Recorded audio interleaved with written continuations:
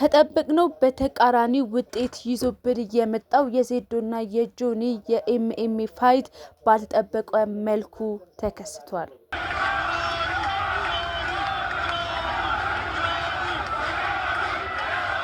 ይህ ተራ ውድድር አይደለም። እግር የሚሰበርበት ደም በደም የሚሆንበት ውድድር ነው። ለምን ካላችሁ ሁለቱም የተናገሩት ንግግር ይሄንኑ ንግግር ነበረ። ታዲያ በዚህ ውድድር ላይ ሚዛናቸውን ከተመዘኑ በኋላ ፕሮግራም መሪው አስተባባቂው ሴዶን ወደ መድረክ ጋበዘው። ጆኒ ሻምፒዮንነት ለመቀማት የኢቲኤፍሲ2 ታይትል አሸናፊ ለመሆን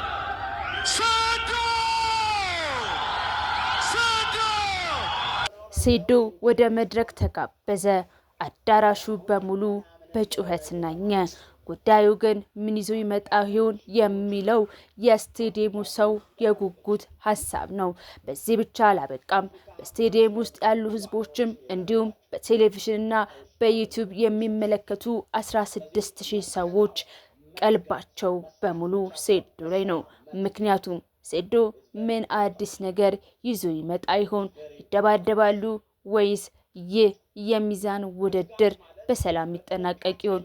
ሁሉም ሊያየው የጓጓው ይህንኑ ነበር።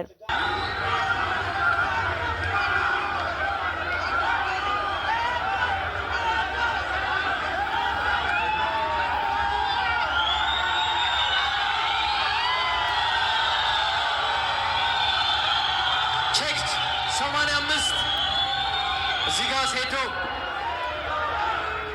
ነገ ለብቻቸው እስክንተው ድረስ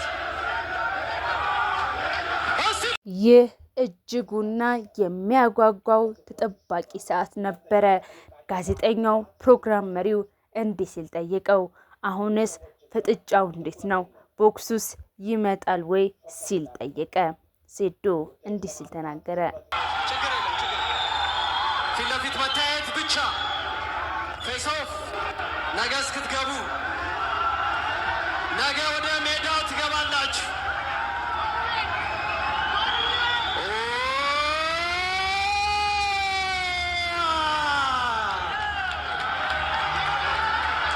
ጠበቅነው በተቃራኒ ፍጥጫው በሰላም ተጠናቀቀ። እንዲሁም ወንድማማችነትን ያስተጋባ ሰላማዊ ፍጥጫ ብለነዋል። ሴዶ ተጠየቀ። አይ አሁን አይደለም ከውድድሩ በኋላ ነው ልኩን ማስገባው። የድብድቡ ወይም ደግሞ የውድድሩ ሰዓት ቦክስ ውስጥ ስንገባ የዛኔ ነው በኔነት መንፈስ የምገለጥበት። አሁን ግን በዚህ ይበቃናል ሲል ሴዶ ተናገረ። አዳራሹ በጭብጨባ ናኘ።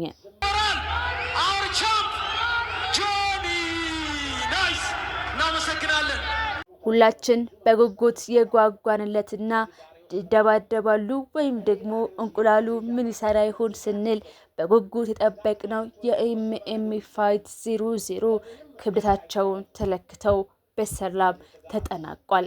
12 ሰዓት ላይ ማስተላለፍ የጀመረው አባይ ቴሌቪዥንም ከምሽቱ 2 ሰዓት ከ30 አጠናቆ ጨርሷል። ሁሉም ሚዛናቸውን ተለክተው ሁሉም አቻ ጓደኞቻቸው ጋር ተያይዘው ለነገ ለአድዋ ፋይት አድዋ 00 ከምሽቱ 12 ሰዓት ለሚካሄደው የመጨረሻ ፍልሚያ ቀጠሮ ይዘው ስቴዲየም ላይ ያሉ ሰዎችን በቴሌቪዥን መስኮት የሚያዩትንና በዩቲዩብ ላይ ከ14000 በላይ ተከታይ ያለውን ህዝብ በሙሉ ተሰናብተው ከመድረኩ ወረዱ።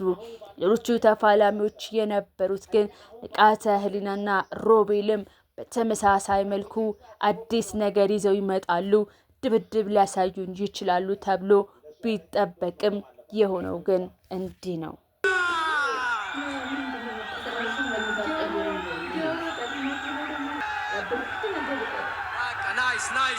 ንቃተ ህሊና ስሜቱን መቆጣጠር አቅቶት ሊደባደብ ይመስል ነበረ። ነገር ግን ዳኛው ዮሐንስ አስቆሟቸዋል። ጉዳዩ በሰላም ተፈቷል። ነገር ግን ሁለቱ ውስጥ ያላለቀ እልህ አስጨራሽ የሆነ በጣም ለማየትና ለመስማት የሚያጓጓ አሸናፊው ማን ነው ብለን ቀጣዩን ቀን እንድንጠብቅ የሚያደርገን ትልቅ ጉጉትን የሚያጭር ውጤት ይታይባቸዋል። ታዲያ በነገው ፕሮግራም ላይ እውነትስ በዚህ ሪንግ ውስጥ ማነው አሸናፊ? ማነው ተሸናፊ? ጃኒ ያሳዘችውን 2 ሚሊዮን ብር ጃኒ ትበላለች ወይስ ተጋጣሚዋ ወይስ ያስያዘው ሰው? ይህ ሁላችንም በጉጉት የምንጠብቀው ውድድር ነው። ይህ ተራ ውድድር አይደለም።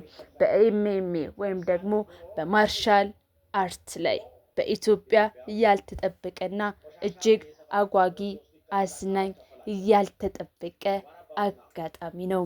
ነገ እጅግ ተጠባቂ ጨዋታ ይጠብቀናል።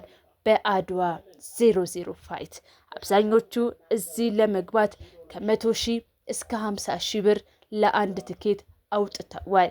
አብዛኞቹ ደግሞ ቪቪአይፒ 2 ሚሊዮን 1 ሚሊዮን እስከፈለጉትና አቅማቸው እስከፈቀደው ድረስ ብር ሲያወጡ ተመልክተናል። ታዲያ ይህ ሁሉ ዋጋ የተከፈለበት ታዲያ ይህ ሁሉ ብር የወጣበት ጨዋታ በምን ይጠናቀቅ ይሆን? ያስያዙት ታዋቂ ሴሌብሪቲዎች ብራቸውን ይበላሉ ወይስ ብራቸውን ተቀብለው ካገኙት ሀብት ላይ ሌላ ሀብት ይጨምሩ ይሆን? ይህንን ለማየት እኔ በጣም ጓጉቻለሁ። እርግጠኛ ነኝ ከኔ ውጪ እናንተም በጣም በጉጉት የጠበቃችሁት የሚገኘው ቀን ቢሆን ነገ ነሐሴ 21 2018 ዓመተ ምህረት ለዛም ከምሽቱ 12 ሰዓት እንደሆነ አልጠራጠርም። እስቲ እዚሁ በዩቲዩብ ቻናላችን ላይ ድርድር እንጀምር። የእናንተ ምርጡ አሸናፊ ማን ይሆን? ጆኒ፣ ንቃተ ህሊና፣ ሮቤል ወይስ ሴዶ? እርግጠኛ ነኝ አብዛኞቻችሁ ከሴዶ ጎን ናችሁ። ነገር ግን ጆኒን ብለው ደግሞ እስከ ሚሊዮንም ብር ያስያዙ አልጠፉም። ታዲያ የውድድሩ አሸናፊ የነገው የኤምኤምኤ ፋይት ሻምፒዮን ከጆኒ ቀጥሎ ማን ይረከበው ይሆን? ይህ የሁላችንም ጉጉት ቤተሰቦች በሙሉ ተሰብስበው የምንናፍቀው ለመስማት ለማየት የጓጓንለት ትልቁ ጉዳይ ነው። ነገ ነሐሴ 21 2018 ደማቁ ጦርነት በአድዋ ኤምኤምኤ ፋይት 00 ይጠበቃል። ሰላም ጤና በያላችሁበት ይብዛላችሁ። እስካሁን የቆያችሁት ምን አሉ ሾው የዩቲዩብ ቻናላችን ላይ ነው። መረጃዎችን በፍጥነት በትኩስ በታማኝነት እኛ ጋር ያገኛሉ። እስካሁን አብራችሁ ስለነበራችሁ እጅግ አመሰግናለሁ። ድል ለአሸናፊዎቹ እያልኩኝ የዛሬውን ቆይታ እዚህ ጋር አበቃለሁ። ነገም በተለመደው ሰዓት በቀጥታ ስርጭት ይህንን ውድድር በዚሁ በምን አሉ ሾው የዩቲዩብ ቻናል ላይ ሪያክት ያደረግን አብረን እንመለከታለን። እስከዛው ሰብስክራይብ እና ላይክ እያደረጋችሁ መቆየታችሁን እንዳትረሱ። መልካም ዜናዎችን ለመዘገብ ያብቃን። ቸር ዋሉልን።